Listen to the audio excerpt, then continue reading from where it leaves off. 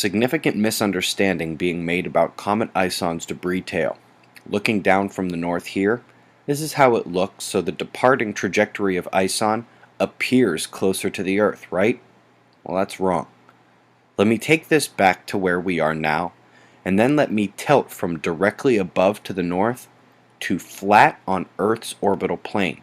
So just if you had no other facts whatsoever, you would have to begin to think, you'd have to begin to see that the incoming trajectory is much closer to Earth's actual path. Previous appearances aside, if that departing track was directly over the Earth from this angle, it would still be very, very high above Earth's trajectory. Now we still get annual meteor showers from 100-year-old comets. The timing is much less of a factor than where it crosses our path, and that is just much, much closer on the inbound run for Comet ISON. JPL even helps you out with this. The line color shows light blue above Earth's plane, dark blue below it, so you know when it's supposed to be right on Earth's plane. So don't be fooled by a two-dimensional look at the comet. Its path out is nowhere near our Earth. But since we'll get into its incoming trajectory right after it passes to the north, we must remember any debris that we see is from its trek into the system, not the beautiful escape we will have witnessed just days before. The timing will be a coincidence. Here's Super Typhoon Francisco. Odd movement, this beast is an initial southwestern heading, has flipped to a due north track. Luckily it should weaken before reaching Japan, but hundreds of islands are in the way first. It appears the storm has a fan club to the east.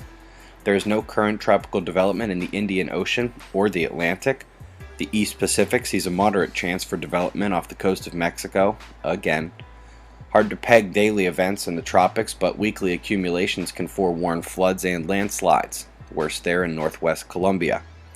New Zealand catching a break. All the rain we want to see over the New South Wales wildfires is kept west and south. Europe's next major low is cresting now, bringing the major events on the leading east convergence while snow continues to fall to the north. We're in the process of cooling down in the U.S.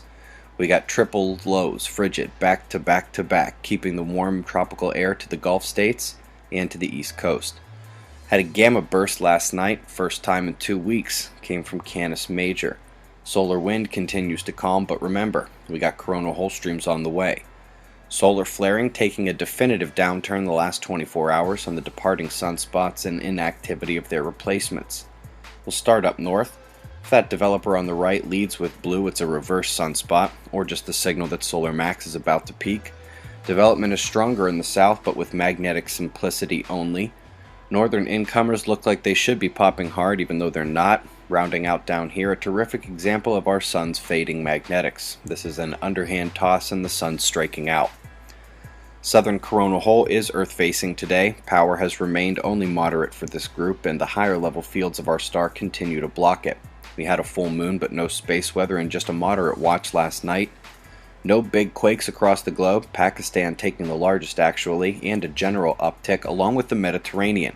There are actually quakes from Hungary, Greece, Italy, and Romania not on this list. Sunspots incoming shouldn't be this quiet, same with the filaments surrounding them. We got lots to watch, so eyes open. No fear, it's 6:30 a.m. Eastern Time, and that's the news. Be safe, everyone.